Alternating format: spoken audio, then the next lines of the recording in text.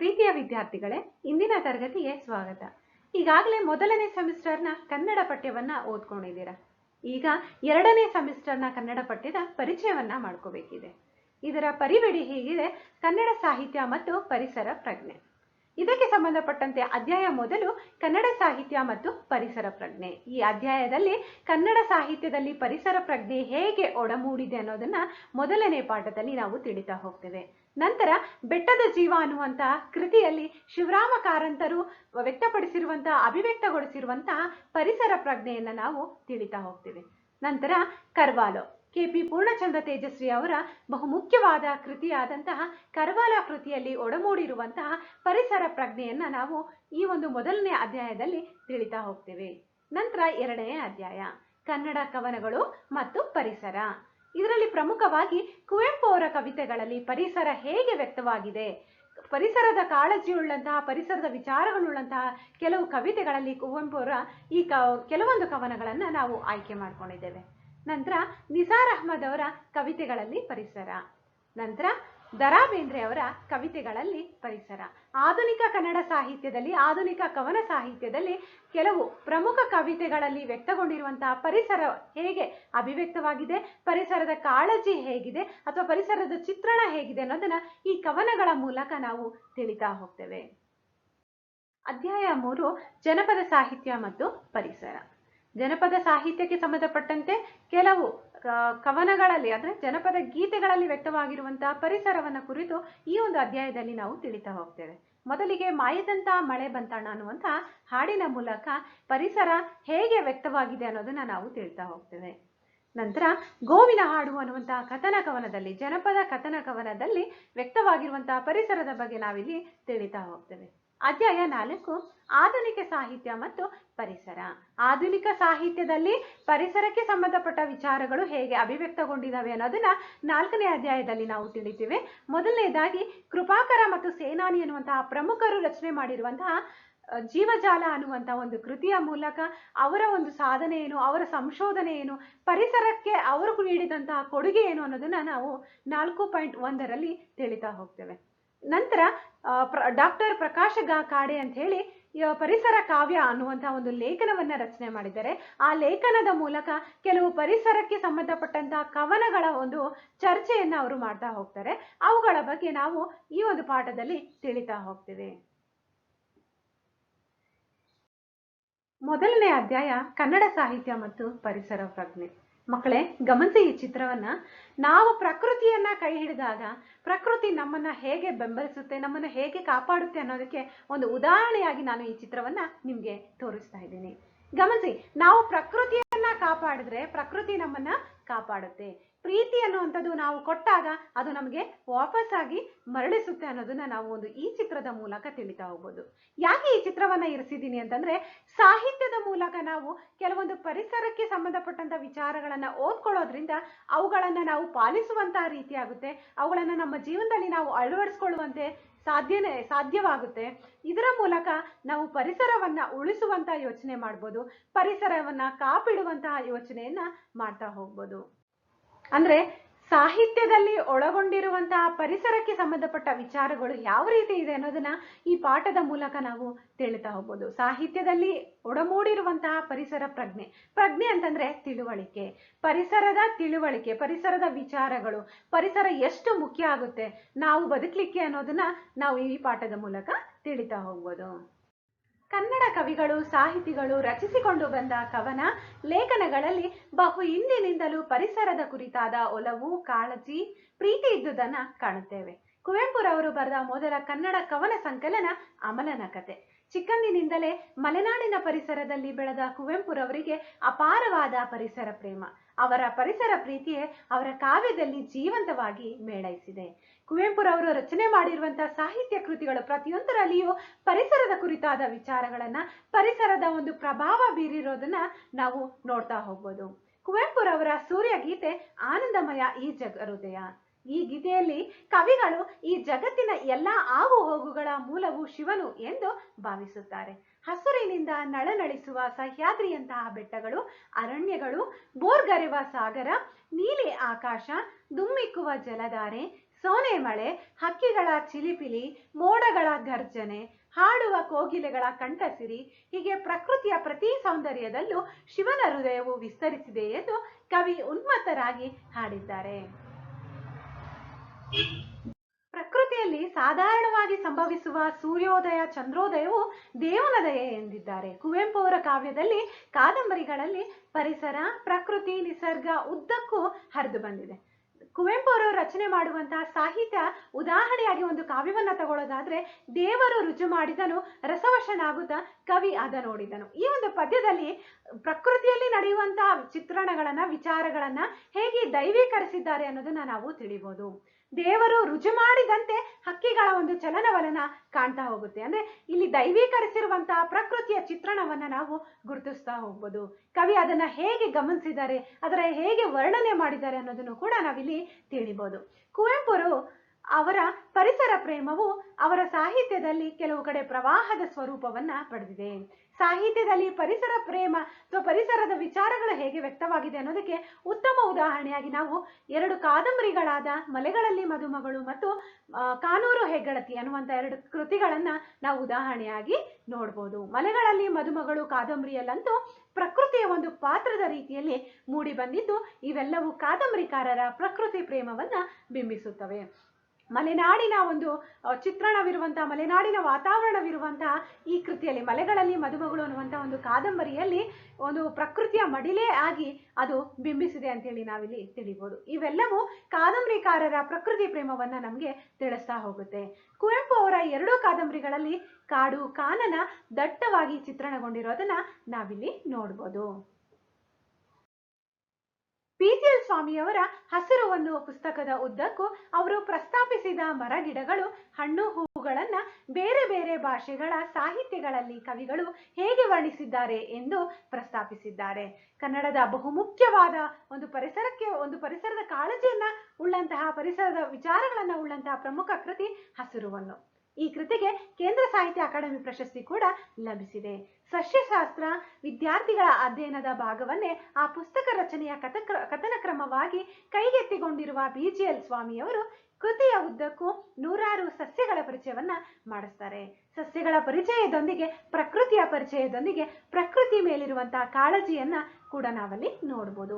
ಹಸಿರು ಅನ್ನೋ ಪುಸ್ತಕವು ಸಸ್ಯಶಾಸ್ತ್ರಕ್ಕೆ ಸಂಬಂಧಿಸಿದ ಗ್ರಂಥವಾದ್ರೂ ಅದನ್ನ ಒಂದು ಕಾದಂಬರಿಯಂತೆ ಅಥವಾ ಪ್ರವಾಸ ಕಥನದಂತೆ ಓದಿಕೊಳ್ಬಹುದು.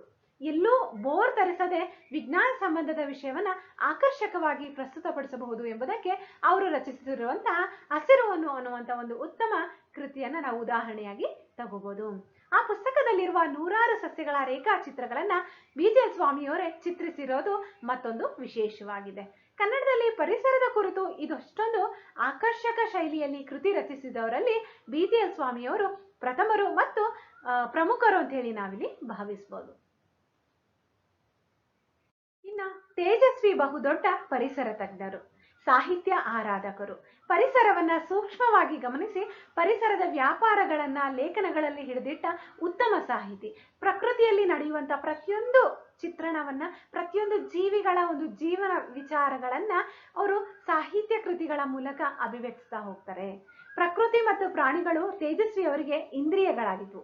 ಪ್ರಕೃತಿಯಲ್ಲಿ ಪ್ರಾಣಿಗಳು ಹೇಗೆ ಜೀವನವನ್ನ ಮಾಡ್ತಿದ್ದಾವೆ, ಅವುಗಳ ಜೀವನ ಶೈಲಿ ಹೇಗಿದೆ ಅನ್ನೋದನ್ನ ಸಾಹಿತ್ಯದ ಮೂಲಕ ತಿಳಿಸ್ತಾ ಹೋಗಿದ್ದಾರೆ. ಮೈಸೂರಿನಂತಹ ನಗರದ ವಾಸವನ್ನ ತೊರೆದು ಮೂಡಿಗೆರೆ ಸುತ್ತಲಿನ ಪ್ರಕೃತಿಯ ಮಡಿಲಲ್ಲಿ ಬಾಳಿ ಬದುಕಿದವರು. ತೇಜಸ್ವಿ ಅವರ ಪರಿಸರದ ಕತೆ ಹೊಸ ರೀತಿಯ ಬರವಣಿಗೆ ಅಂತ ಹೇಳಿ ನಾವಿಲ್ಲಿ ತಿಳಿಬಹುದು. ಮಾನಿಟರ್, ಕಿವಿಯೊಡನೆ ಒಂದು ದಿನ, ಮಾಸ್ತಿ ಮತ್ತು ಬೈರ, ಸುಷ್ಮಿತಾ ಮತ್ತು ಹಕ್ಕಿಮರಿ, ಎಂಟನ ಪುಂಗಿ, ಕುಕ್ಕಟ ಪಿಶಾಚಿ, ಮೂಲಿಕೆ ಬಳ್ಳಿಯ ಸುತ್ತ, ಹೀಗೆ ಮುಂತಾದ ಪರಿಸರವನ್ನ ಕುರಿತಂತಹ 14 ಬರಹಗಳು ಈ ಕೃತಿಯಲ್ಲಿರೋದನ್ನ ನಾವು ತಿಳಿಬಹುದು. ತೇಜಸ್ವಿ ಮೂಲತಃ ಕಥೆಗಾರರಾಗಿ ಸಾಹಿತ್ಯ ಕ್ಷೇತ್ರಕ್ಕೆ ಪ್ರವೇಶಿಸಿದವರು. ನಂತರ ಕತೆ, ಕಾದಂಬರಿ, ವೈಚಾರಿಕ ಬರಹ, ವೈಜ್ಞಾನಿಕ ಬರಹಗಳಿಂದ ಕನ್ನಡ ಸಾಹಿತ್ಯಕ್ಕೆ ವೈವಿಧ್ಯ ಮತ್ತು ವೈಶಿಷ್ಟ್ಯವನ್ನ ತಂದುಕೊಟ್ಟವರು. ಇವರು ಕೃಷಿ, ವಿಜ್ಞಾನ, ವಿಸ್ಮಯಗಳನ್ನು ಕುರಿತು ಬಂದಿರುವ ಬೇರೆ ಭಾಷೆಯ ಕೃತಿಗಳನ್ನ ಕನ್ನಡಕ್ಕೆ ಅನುವಾದಿಸಿ ಕನ್ನಡ ಸಾಹಿತ್ಯ ವಲಯವನ್ನು ವಿಸ್ತರಿಸಿದವರು.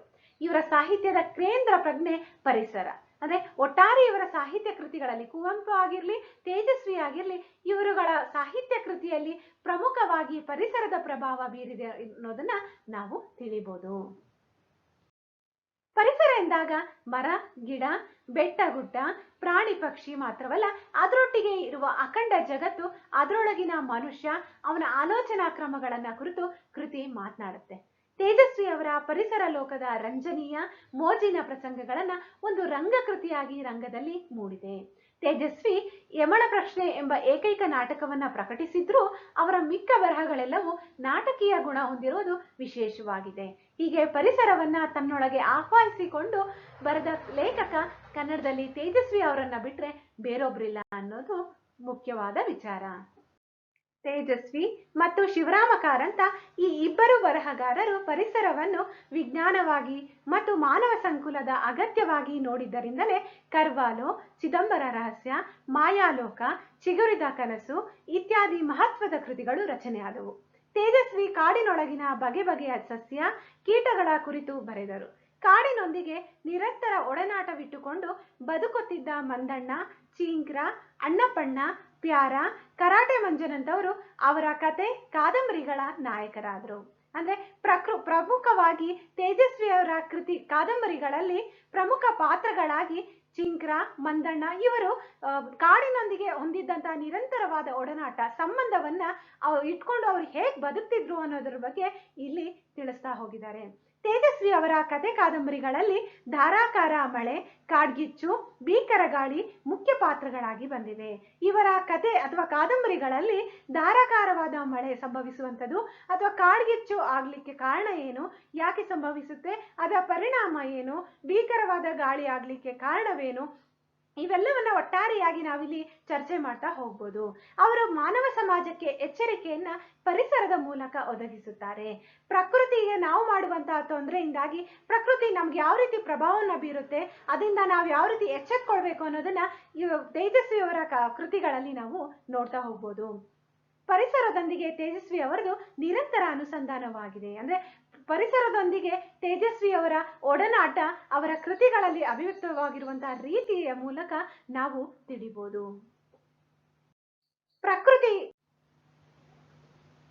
ಪ್ರಕೃತಿ ಎಂದರೆ ನಮ್ಮ ಬದುಕಿನ ಭಾಗವಲ್ಲ, ನಾವು ಪ್ರಕೃತಿಯ ಒಂದು ಭಾಗ ಎಂಬ ತೇಜಸ್ವಿಯವರ ಮಾತಿಗೆ ಪರಿಸರದ ಕತೆ ಉತ್ತಮ ಉದಾಹರಣೆ. ತೇಜಸ್ವಿಯವರು ರಚನೆ ಮಾಡಿರುವಂತಹ ಪರಿಸರದ ಕತೆ ಅನ್ನುವಂತಹ ಕೃತಿಯಲ್ಲಿ ನಾವೇ ಒಂದು ಪ್ರಕೃತಿಯ ಒಂದು ಭಾಗವಾಗಿ ಗುರುತಿಸ್ಕೊಳ್ತೀವಿ ಅನ್ನೋದನ್ನ ತಿಳಿಸ್ತಾ ಹೋಗಿದ್ದಾರೆ. ಅವರ ಕರ್ವಾಲೋ ಕೃತಿಯಲ್ಲಿ ಜೀವ ವಿಕಾಸ ಪಥದಲ್ಲಿ ಎಲ್ಲವೂ ಬದಲಾಗುತ್ತಾ ರೂಪಾಂತರ ಹೊಂದುತ್ತಾ ಬಂದಿರುವಾಗ ಹಾರುವ ಓತಿಯ ಕುರಿತು ಕುತೂಹಲ ಹುಟ್ಟಿಸುವ ಸನ್ನಿವೇಶಗಳು ಮೂಡಿಬಂದಿವೆ. ಸಾಮಾನ್ಯವಾಗಿ ಓತಿಕೇತ ಎಲ್ಲರಿಗೂ ತಿಳಿದಿದೆ, ಆದ್ರೆ ಹಾರುವ ಓತಿಕೇತದ ಆ ಜೀವನದ ಕುರಿತಾದ ಕುತೂಹಲವನ್ನು ಹುಟ್ಟಿಸುವಂತಹ ಕೆಲವು ವಿಚಾರಗಳನ್ನ ಈ ಕೃತಿಯ ಮೂಲಕ ನಾವು ನೋಡ್ತಾ ಹೋಗ್ಬೋದು. ಪರಿಸರವೇ ಒಂದು ಪಾತ್ರವಾಗಿ ಕಾದಂಬರಿಗೆ ಜೀವವನ್ನು ನೀಡುವಂತಹ ಅಪರೂಪವಾದ ನಿದರ್ಶನ ಕರ್ವಾಲೋ ಕಾದಂಬರಿಯಲ್ಲಿ ಇದೆ. ತೇಜಸ್ವಿ ಅವರು ಹಕ್ಕಿಗಳ ಕುರಿತು ಸಹ ಪುಸ್ತಕಗಳನ್ನ ರಚಿಸಿದ್ದಾರೆ. ಇನ್ನು ಶಿವರಾಮ ಕಾರಂತರ ಪರಿಸರ ಹೋರಾಟದ ಬಗ್ಗೆ ತಿಳಿಯಲೇಬೇಕು. ನಡೆದಾಡುವ ವಿಶ್ವಕೋಶ ಎಂದೇ ಹೆಸರಾಗಿದ್ದ ಸಾಹಿತಿ ಶಿವರಾಮ ಕಾರಂತರ ಪ್ರಕೃತಿ ಪ್ರೀತಿ ಬಹಳ ವಿಶೇಷ ಎನಿಸಿದ್ದು. ನಮ್ಮ ರಾಜ್ಯದ ಅತಿ ಸುಂದರ ತಾಣಗಳಿಗೆ ಭೇಟಿ ನೀಡುವುದು ಅವರ ಗಂಭೀರ ಹವ್ಯಾಸವಾಗಿತ್ತು. ಕುದುರೆಮುಖ, ಕುಮಾರ ಪರ್ವತ, ಕೊಡಚಾದ್ರಿ ಮೊದಲಾದ ಪ್ರಾಕೃತಿಕ ಸೌಂದರ್ಯ ಹೊಂದಿದ್ದ ಜಾಗಗಳಿಗೆ ಅವರು ಕಾಲ್ನಡಿಗೆಯಲ್ಲೇ ಭೇಟಿ ನೀಡಿ ಅಲ್ಲಿನ ಪರಿಸರ ಅಧ್ಯಯನವನ್ನ ಮಾಡಿದ್ರು. ಪ್ರಕೃತಿಗೆ ಸಂಬಂಧಪಟ್ಟಂತಹ ಸುಂದರವಾದ ತಾಣಗಳಿಗೆ, ಪ್ರಕೃತಿ ಇರುವಂತಹ ತಾಣಗಳಿಗೆ ಭೇಟಿ ನೀಡಿ ಅದರ ಒಂದು ವೈಭವವನ್ನ, ಅದರ ಒಂದು ಚಿತ್ರಣವನ್ನ ಸಾಹಿತ್ಯದ ಮೂಲಕ ಅಭಿವ್ಯಕ್ತಿಸುವಂಥದ್ದು ಶಿವರಾಮ ಕಾರಂತರ ಒಂದು ವಿಶೇಷ ಅಂತೇಳಿ ನಾವಿಲ್ಲಿ ತಿಳಿಬಹುದು. ದುರ್ಗಮ ಪ್ರದೇಶಗಳಲ್ಲಿದ್ದ ಜಲಪಾತಗಳ ಬಳಿ ಹೋಗಿ ಅವುಗಳ ಚಿತ್ರಣವನ್ನ ಓದುಗರಿಗೆ ನೀಡಿದ್ರು. ಹಕ್ಕಿಗಳ ಕುರಿತು ಪುಸ್ತಕ ರಚಿಸಿದ್ದ ಶಿವರಾಮ ಕಾರಂತರು ಮಕ್ಕಳಿಗಾಗಿ ಪ್ರಾಣಿಗಳ ಪರಿಚಯವನ್ನು ಮಾಡಿಕೊಟ್ಟಿದ್ರು. ಪ್ರಕೃತಿಯ ಜೀವಚರಗಳ ಬಗ್ಗೆ ಸಾಹಿತ್ಯ ಕೃತಿಗಳನ್ನ ರಚನೆ ಮಾಡಿ ಅವುಗಳನ್ನ ಸಮಾಜಕ್ಕೆ ತಿಳಿಯಪಡಿಸುವಂಥದ್ದು ಕಾರಂತರ ಸಾಹಿತ್ಯದ ವಿಶೇಷ ಅಂತೇಳಿ ನಾವು ತಿಳಿಬಹುದು. ನಮ್ಮ ದೇಶದ ಪರಿಸರದ ಪರಿಸ್ಥಿತಿಯ ಕುರಿತ ಅಪರೂಪದ ಪುಸ್ತಕವನ್ನ ಕನ್ನಡಕ್ಕೆ ಅನುವಾದ ಕೂಡ ಮಾಡಿದ್ರು. ಉತ್ತರ ಕನ್ನಡ ಜಿಲ್ಲೆಯಲ್ಲಿ ಯೋಜನೆಯೊಂದರಿಂದ ಪರಿಸರ ನಾಶವಾಗುವ ಸ್ಥಿತಿ ಎದುರಾದಾಗ ಸ್ವತಃ ಹೋರಾಟಕ್ಕೆ ಧುಮುಕಿದ ಧೀರ ಸಾಹಿತಿ ಅವರು. ಪ್ರಕೃತಿಯ ಕುರಿತಾದ ವಿಚಾರಗಳನ್ನ ಸಾಹಿತ್ಯದ ಮೂಲಕ ಅಭಿವ್ಯಕ್ತಿಸೋದ್ರ ಜೊತೆಗೆ ಅವರು ಪರಿಸರಕ್ಕೆ ನಾಶವಾಗುವಂತಹ ಸ್ಥಿತಿ ಎದುರಾದಾಗ ಸ್ವತಃ ಹೋರಾಟವನ್ನ ಮಾಡ್ತಾ ಹೋಗಿದ್ದಾರೆ. ಕನ್ನಡದಲ್ಲಿ ಪರಿಸರ ರಕ್ಷಣೆ ಕುರಿತು ಇಷ್ಟು ಗಂಭೀರವಾದ ಪ್ರಯತ್ನವನ್ನ ನಡೆಸಿದಂತಹ ಮೊದಲ ಸಾಹಿತಿಯಾಗಿ ಶಿವರಾಮ ಕಾರಂತರು ಗುರುತಿಸಿಕೊಂಡಿದ್ದಾರೆ. ಇನ್ನು ಕವಿ ಬೇಂದ್ರೆ ಅವರು ರಚನೆ ಮಾಡಿರುವಂತಹ ಶ್ರಾವಣ ಪರಿಸರದ ಒಂದು ಸೌಂದರ್ಯ ಹೇಗಿದೆ ಅನ್ನೋದಕ್ಕೆ ಉತ್ತಮ ಉದಾಹರಣೆಯಾಗಿ ಈ ಒಂದು ಪದ್ಯವನ್ನ ನಾವು ನೋಡ್ಬೋದು. ಶ್ರಾವಣ ಬಂತು ಕಾಡಿಗೆ, ಬಂತು ನಾಡಿಗೆ, ಬಂತು ಬೀಡಿಗೆ, ಶ್ರಾವಣ ಬಂತು. ಶ್ರಾವಣ ಅಂತಂದ್ರೆ ಹೊಸತನ, ವೈಭವ, ಒಂದು ಹೊಸ ಚೈತನ್ಯ. ಇದು ಕಾಡಿಗೆ ಬಂದಿದೆ. ಕಾಡಿಗೆ ಹೊಸ ಚೈತನ್ಯ ಬಂದಾಗ ಅದರ ಒಂದು ಪ್ರಭಾವ ನಾಡಿಗೂ ಕೂಡ ಉಂಟಾಗುತ್ತೆ, ನಮ್ಮ ಬದುಕಿಗೂ ಕೂಡ ಉಂಟಾಗುತ್ತೆ. ಪ್ರಕೃತಿ ಕಂಗೊಳಿಸಿದ್ರೆ ನಮ್ಮ ಬದುಕು ಕೂಡ ಕಂಗೊಳಿಸುತ್ತೆ ಅನ್ನೋದನ್ನ ಇಲ್ಲಿ ನಾವು ಕವಿ ಬೇಂದ್ರೆ ಅವರ ಒಂದು ಪದ್ಯದ ಮೂಲಕ ತಿಳಿತಾ ಹೋಗ್ಬೋದು. ನೋಡಿ. ಆಗ್ಯಾದ ಲಗ್ನ ಅದರಾಗ ಭೂಮಿ ಮಗ್ನ, ಹಸುರುಟ್ಟು ಬಸರಿಯ ಹಾಂಗ, ನೆಲ ಹೊಲ ಹ್ಯಾಂಗ, ಹರಿಶಿನ ಹೊಡೆದಾಂಗ, ಹೊಮ್ಮುತ್ತಾವ ಬಂಗಾರ ಚಿಮ್ಮುತ್ತಾವ. ಆಗ್ಯಾದ ಲಗ್ನ ಅಂದ್ರೆ ಪ್ರಕೃತಿಗೆ ಮದುವೆಗೆ ಸಿದ್ಧವಾಗಿರುವಂತೆ ಸಿದ್ಧತೆಯನ್ನ ನಡೆಸಿದೆ. ಅದರಾಗ ಭೂಮಿ ಮಗ್ನ, ಭೂಮಿ ಪ್ರಕೃತಿಮಯ ಅಂದ್ರೆ ಹಸಿರುಮಯವಾಗಿದೆ. ಹಸಿರನ್ನು ಹುಟ್ಟಂತಹ ಬಸುರಿಯ ರೀತಿಯಲ್ಲಿ ಭೂಮಿ ಕಂಗೊಳಿಸ್ತಾ ಇದೆ. ನೆಲ ಹೊಲ ಕೂಡ ಹಸಿರುಮಯವಾಗಿದೆ. ಅರಿಶಿನ ಹೊಡೆದಂತೆ ಅಂದ್ರೆ ಸೂರ್ಯನ ಕಿರಣ ಬಂಗಾರ ಚಿಮ್ಮಿದಂತೆ ಅರಿಶಿಣವನ್ನ ಹೊಡೆದಂತೆ ಹೊರಹೊಮ್ಮುತ್ತಾ ಇದೆ, ಕಂಗೊಳಿಸ್ತಾ ಇದೆ ಅಂತ ಹೇಳಿ ಈ ಚಿತ್ರಗಳಲ್ಲೆಲ್ಲ ಕವಿ ಶ್ರಾವಣದ ವೈಭವ ಹೇಗಿದೆ ಅನ್ನೋದನ್ನ ಅವರು ಚಿತ್ರಿಸಿದ್ದಾರೆ. ಅದೇ ಅನುಭವವನ್ನ ಧ್ವನಿಸುವ ರೀತಿಯನ್ನ ನಾವಿಲ್ಲಿ ನೋಡ್ಬೋದು. ಗಿಡಗಂಟೆಯ ಕೊರಳೊಳಗಿಂದ ಹಕ್ಕಿಗಳ ಹಾಡು ಹೊರಟೀತು ಹಕ್ಕಿಗಳ ಹಾಡು. ಹಕ್ಕಿಗಳ ಶಬ್ದ ಯಾವ ರೀತಿ ಕೇಳಿಸ್ತಾ ಇದೆ ಅಂದ್ರೆ ಗಿಡಗಂಟೆಯ ಕೊರಳೊಳಗಿಂದ ಆ ಹಕ್ಕಿಗಳ ಶಬ್ದ ಕಿವಿಗೆ ಕೇಳಿಸ್ತಾ ಇದೆ. ಅಂದ್ರೆ ಸೂರ್ಯನ ಉದಯವಾಗುವಂತಹ ಸಮಯ, ಆ ಸಮಯದಲ್ಲಿ ಪಕ್ಷಿಗಳ ಕೂಗು ಯಾವ ರೀತಿ ಕೇಳ್ತಾ ಇದೆ, ಪ್ರಕೃತಿ ಹೇಗೆ ನಮಗೆ ಒಂದು ವಿಚಾರವನ್ನ ತಿಳಿಸ್ತಾ ಇದೆ ಅನ್ನೋದನ್ನ ನಾವಿಲ್ಲಿ ನೋಡ್ಬೋದು. ಹಕ್ಕಿಗಳ ಹಾಡನ್ನ ಕೇಳಿದಾಗ ಪಡೆದ ಅನುಭವವನ್ನ ಬೇಂದ್ರೆ ಅವರು ಈ ಒಂದು ಬೆಳಗಿನ ಜಾವದಲ್ಲಿ ಅಭಿವ್ಯಕ್ತಿಸ್ತಾ ಹೋಗಿದ್ದಾರೆ. ನಿಸಾರ್ ಅವರ ಜೋಗದ ಸಿರಿ ಅಂತೂ ಪ್ರಕೃತಿಯ ವರ್ಣನೆಯ ನಿತ್ಯೋತ್ಸವವಾಗಿದೆ. GSS ರ ಕವನಗಳಲ್ಲಿ ಪರಿಸರ ಪ್ರೀತಿಯು ಗಮನ ಸೆಳೆಯುತ್ತದೆ. ನಮ್ಮ ರಾಜ್ಯವು ಪ್ರಕೃತಿ ಸೌಂದರ್ಯದ ಗಣಿಯಾಗಿದೆ. ಸಹ್ಯಾದ್ರಿ ಕಾಡು, ಕರಾವಳಿಯ ಪರಿಸರ, ಬಯಲು ಸೀಮೆಯ ಸುಂದರ ಪ್ರಾಕೃತಿಕ ದೃಶ್ಯ ಮೊದಲಾದವು ನಮ್ಮ ನಾಡಿನ ಕವಿ ಸಾಹಿತಿಗಳ ಮೇಲೂ ಕೂಡ ಪ್ರಭಾವವನ್ನ ಬೀರಿದೆ. ನಮ್ಮ ಕರ್ನಾಟಕ ರಾಜ್ಯ ಏನಿದೆ, ಈ ಪರಿಸರ ಪ್ರಕೃತಿಯ ಒಂದು ಸೌಂದರ್ಯದ ಗಣಿಯಾಗಿ ನಾವು ನೋಡ್ಬೋದು. ಇವುಗಳ ಪ್ರಭಾವ ಕವಿಗಳ ಮೇಲೆ, ಸಾಹಿತಿಗಳ ಮೇಲೆ ಆಗಿರೋದನ್ನು ಕೂಡ ಅವರು ರಚನೆ ಮಾಡಿರುವಂತಹ ಸಾಹಿತ್ಯ ಕೃತಿಗಳಲ್ಲಿ ಓದಿದಾಗ ನಮಗೆ ಅದರ ಸವಿ ಉಂಟಾಗುತ್ತೆ. ಪರಿಸರ ಮಾನವನ ಬದುಕಿನ ಬಹುಮುಖ್ಯ ಅಗತ್ಯಗಳಲ್ಲಿ ಒಂದು. ಪ್ರತಿಯೊಬ್ಬ ವ್ಯಕ್ತಿ ತನ್ನ ಜೀವಿತಾವಧಿಯುದ್ದಕ್ಕೂ ಪರಿಸರದಿಂದ ಪಡೆಯುವುದು ನಮ್ಮ ಅಂಕಿ ಸಂಖ್ಯೆಗೂ ನಿಲುಕದ ಲೆಕ್ಕವದು. ಎಷ್ಟೆಲ್ಲವನ್ನ ನಾವು ಪರಿಸರದಿಂದ ಪಡಿತಾ ಹೋಗ್ತೀವಿ. ಪ್ರತಿಯೊಬ್ಬ ವ್ಯಕ್ತಿಯು ಕೂಡ ತನ್ನ ಬದುಕಿನ ಪ್ರತಿಯೊಂದು ವಿಚಾರಗಳಲ್ಲೂ, ಪ್ರತಿಯೊಂದು ಅವಧಿಯಲ್ಲೂ ಕೂಡ ಪರಿಸರದಿಂದ ಪಡಿತಾ ಇರುವಂಥದ್ದೇ ಹೆಚ್ಚು. ಆದ್ರೆ ಪರಿಸರಕ್ಕೆ ತಾನು ಏನ್ ಕೊಡ್ತಾ ಇದ್ದಾನೆ, ಏನನ್ನು ನೀಡ್ತಾ ಇದ್ದಾನೆ ಅನ್ನೋದು ಮುಖ್ಯವಾದ ವಿಚಾರ ಆಗುತ್ತೆ. ಹೀಗಿದ್ದು ಮನುಷ್ಯ ಪರಿಸರಕ್ಕೆ ಕೃತಜ್ಞನಾಗಿರುವುದೇ ಹೆಚ್ಚು. ವಿಘ್ನವನ್ನ ಮಾಡ್ತಾ ಇರೋದೇ, ಪರಿಸರಕ್ಕೆ ನಾವು ತೊಂದರೆಯನ್ನ ನೀಡ್ತಾ ಇರೋದೇ ಹೆಚ್ಚು ಅಂತ ಹೇಳಿ ಇಲ್ಲಿ ತಿಳಿಬಹುದು. ಮಾನವನ ಅನಾಗರಿಕ ಆಟಾಟೋಪಗಳಿಗೆ ಪರಿಸರ ಬಲಿಯಾಗ್ತಿದೆ.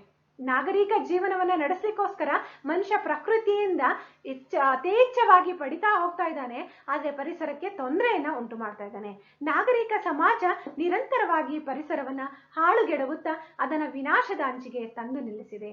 ನಾಗರಿಕ ಬದುಕನ್ನು ನಡೆಸಲಿಕ್ಕೆ, ಮನುಷ್ಯನ ಒಂದು ಆಸೆಗಳನ್ನ ಈಡೇರಿಸಲಿಕ್ಕೆ ಪರಿಸರವನ್ನ ಹೇಗೆಲ್ಲ ನಾಶ ಮಾಡ್ತಾ ಇದ್ದೀವಿ, ವಿನಾಶದ ಅಂಚಿಗೆ ತಂದು ನಿಲ್ಲಿಸಿದೀವಿ, ಅವುಗಳ ಪ್ರಭಾವ ನಮಗೆ ಯಾವ ರೀತಿ ಆಗುತ್ತೆ ಅನ್ನೋದನ್ನ ನಾವು ತಿಳಿಬೇಕಾಗಿದೆ.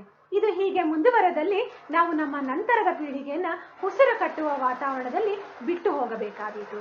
ಎಚ್ಚರಿಸುವ ಕೆಲಸ ಸಾಹಿತ್ಯ, ಸಿನಿಮಾ, ನಾಟಕಗಳಂತಹ ಸೃಜನಶೀಲ ಕ್ಷೇತ್ರಗಳಿಂದ ಆಗಬೇಕು. ಜೊತೆಗೆ ಸರ್ಕಾರ ಮತ್ತು ಸಾರ್ವಜನಿಕರ ಪಾಲ್ಗೊಳ್ಳುವಿಕೆಯನ್ನು ಕೂಡ ಕಡೆಗಣಿಸಬಾರದು. ಕೇವಲ ಸಾಹಿತ್ಯದಿಂದಲೇ ಇದರ ಒಂದು ಎಚ್ಚರಿಕೆಯ ಒಂದು ಕೆಲಸ ನಡೆಯುತ್ತೆ ಅಂತಂದ್ರೆ ಅದರ ಪ್ರಮುಖ ಇನ್ನಿತರ ಕ್ಷೇತ್ರಗಳಿಂದ, ಇನ್ನಿತರ ಮಾಧ್ಯಮಗಳಿಂದ ಕೂಡ ಪರಿಸರದ ಒಂದು ಕಾಳಜಿಯನ್ನ ಉಂಟು ಮಾಡುವಂತಹ ವಿಚಾರಗಳನ್ನ ನಾವು ತಿಳಿತಾ ಹೋಗ್ಬೇಕಾಗುತ್ತೆ.